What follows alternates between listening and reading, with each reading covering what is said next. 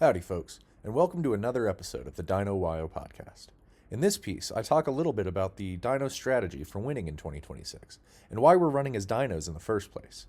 I also get a little bit into the weeds about my own values as Honest Gabe, and ways in which our elites have structured our system to prevent honesty from being a part of a legal campaign. It's seriously nuts, y'all. Mostly, though, this piece is about how I plan to remain my honest self, regardless of those restrictions.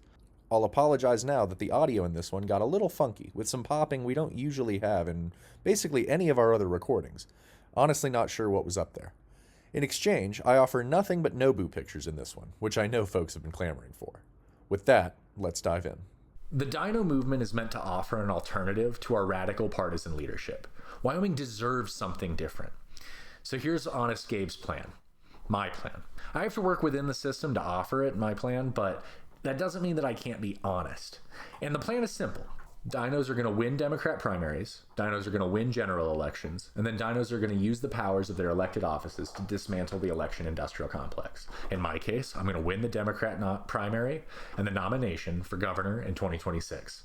I'm then going to win the general election for governor in 2026. And then I'm going to use my immense knowledge of what state leaders are capable of doing and what states are capable of doing to push back on federal overreach, to restrict government, to, deregulate things, to make the economy work, etc., to dismantle the election industrial complex and their hold over our state. How can I be so confident? Well, first, I believe that the Wyoming Democrats are highly vulnerable to being used by real reformers instead of the lazy and detached folks that dominate their national ranks. Democrats can easily be beaten here in Wyoming in their own primaries by a coalition of the following: first-time and non-traditional voters, young voters, traditional independents, disaffected Republicans, and the vast majority of other Wyoming Democrat voters that voted against Hillary and then against Biden, who then didn't get to vote against Biden and Kamala, but I bet they probably would have, because if you look at our turnout in our primaries, we have consistently not voted for the end candidate that the national candidates have picked. So it's weird that our state party is so beholden to the nationals, but hey, that's not for me to talk about because I'm a DINO, not a real Democrat. Second, I believe that the state is not nearly as red as it seems, but rather traditional. Where Reagan once said, "I didn't leave the Democrat Party left me," I believe many of my fellow Wyomingites are saying, "I didn't leave the Republican Party left me."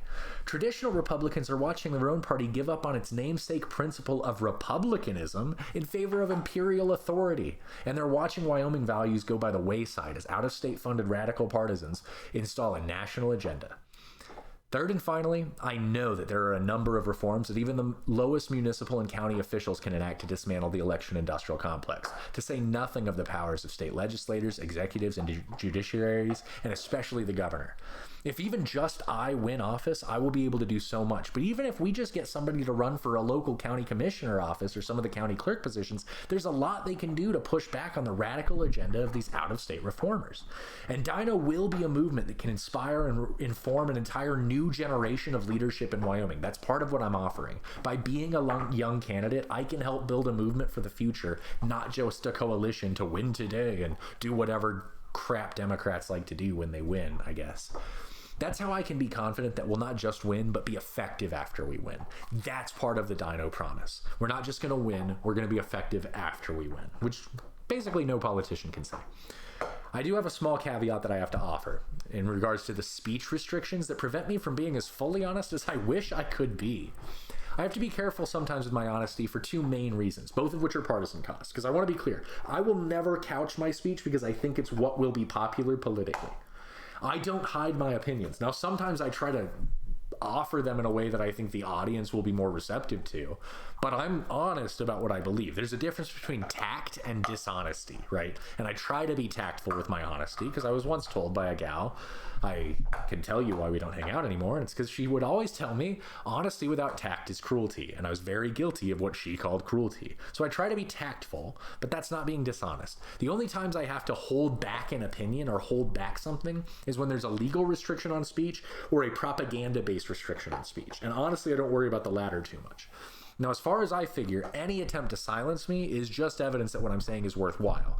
So anything that scares the partisan establishment is something worth doing. I'm a big fan of the First Amendment, and I ain't afraid of using the Second Amendment to defend it. But there are some legal rules around campaigns and what counts as political speech and how you have to register it, which I know is crazy because you'd think that's literally what the First Amendment is for, but whatever. The partisans themselves use these rules to stop reformers from accessing the traditional means of campaigning that we could use to topple the election industrial complex otherwise. So I'm going to try to do my best to always be legal with my speech because I respect the importance of following the law, but I also don't like to feel limited in my ability to be honest. So I'm not going to do a lot to hold back. It's just that, like, for instance, I can't promise certain things while I'm on the campaign trail without getting sued for libel, or I can't offer certain things to people.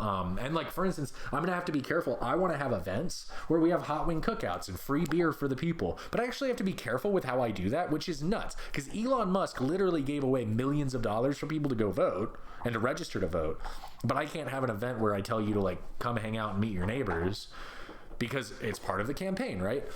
It's nuts how these rules get abused by people who are part of the system and part of the establishment. But if you're outside of it, they'll come after you and they'll say, oh, you gave away beer, that's bribing people to vote. Oh, you gave away wings, that's bribing people to vote for you. You can't do that, especially if it's my campaign event, because I'm going to talk about what I'm trying to do, right?